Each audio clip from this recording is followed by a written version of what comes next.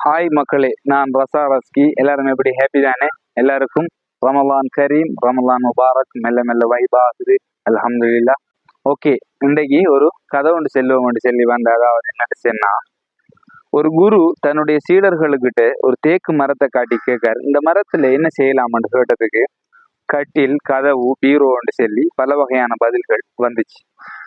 அப்ப ஒரு சீடன் மட்டும் எதுவும் பேசாம இருந்தான். அப்ப அவனை பார்த்து அந்த குரு கேட்காரு, ஏன் உனக்கு ஒண்ணும் தோணலையான்னு கேட்டதுக்கு அந்த சீடன் சொல்ல நினைச்சேன்னா, இந்த மரத்தை இழைத்தால் பல மரச்சாமான்கள் செய்யலாம், பிளந்தால் விறகு, எரித்தால் சாம்பல். இழைப்பதும் பிளப்பதும் எரிப்பதும் அவரவருடைய கையில் தான் இருக்கி. அதே போலதான் ஒரு மனிதனுடைய வாழ்க்கையும் அவனுடைய உன்னதமும் மேம்பாடும் அவனுடைய கையில் தான் இருக்கி என்றார் அந்த குரு. அதே போலத்தான் ஒரு மனிதனுடைய வாழ்க்கை எப்படி உருவாக வேண்டும் என்பது அவனுடைய கையில் தான் இருக்கு. ஆகவே நம்மளுடைய வாழ்க்கை என்பது ஒரு மரமாக இருந்தால் அதை எப்படி மதிப்புள்ள படைப்பாக மாற்ற வேண்டும் என்பது நம்மளுடைய கையில் தான் இருக்குன்னு சொல்லி இந்த வீடியோ நான் ரசா ரஸ்கி. மீண்டும் ஒரு வீடியோ சந்திப்போம். பாய்.